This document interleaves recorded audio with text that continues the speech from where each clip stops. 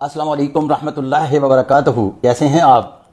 बहुत शोर है कि लॉकडाउन और उसमें प्रेगनेंसी रेट बहुत हाई प्रोफाइल पे चला गया और इस साल बच्चे बहुत पैदा होंगे और कुछ लोग तो वो बड़ी कमाल की फिगर्स भी बता रहे हैं। मैंने पिछले दिनों एक शो किया, उसमें इस पर बात की थी, तो क्यों ना आपसे बराह रास्त ज़रा तफसील से बात हो जाए। बारहा मरतबा मैंने ये गुजारिश पेश की कि तालीम व तरबियत से समझ में इजाफा होता है, फितरत नहीं बदलती। जिस औरत के हाथ पर यह मोटफ वीनस अच्छा हो, वो बुनियादी तौर पर बहुत अच्छी अज़दवाजी ज़िंदगी गुजारना चाहती है, खुशगवार ज़िंदगी गुजारना चाहती है।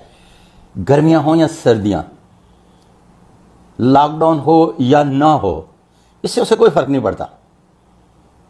और उसमें सबसे बड़ी खूबसूरत क्वालिटी ये पाई जाती है कि वो बच्चे पैदा करने की भी बहुत शौकीन होती हैं। इन्हें हम ज़ोहरा सिफ्त औरत कहते हैं और ज़ोहरा सिफ्त औरतें बहुत कम अबॉर्शन करवाती हैं। 8 बच्चे पैदा हों फिर प्रेग्नेंट हो जाएं तो मियाँ को इसरार करती हैं कि मुझे बच्चा पैदा करने दो।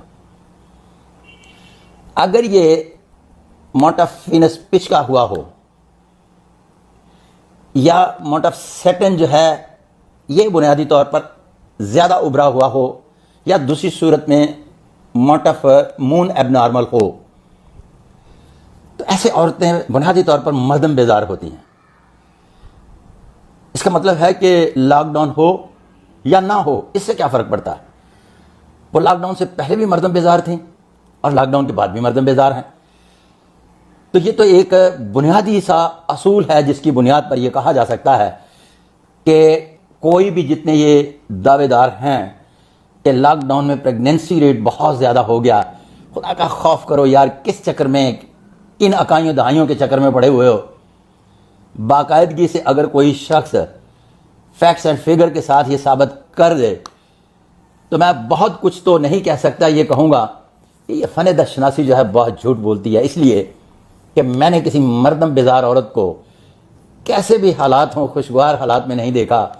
और खुशगवार ज़िंदगी गुजारने वाली औरतें जो हैं, लड़ाई झगड़ा तो पंजाबी च कहते हैं छित्र पोले तो बाद भी बड़ी जल्दी सुलह कर लेंदी हैं। तो इसके साथ ही अगली वीडियो तक अपने मेज़बान सादिक महमूद मलिक को इजाज़त। अल्लाह हाफ़िज़।